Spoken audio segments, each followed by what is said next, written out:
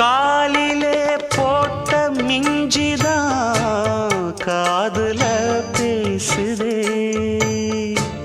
கழுத்துல போட்ட தாலிதான் காவியம் பாடுதே. நெத்தி சுட்டியாடும் உச்சந்தலையில் பொட்டு வச்சதாறு நான் தானே.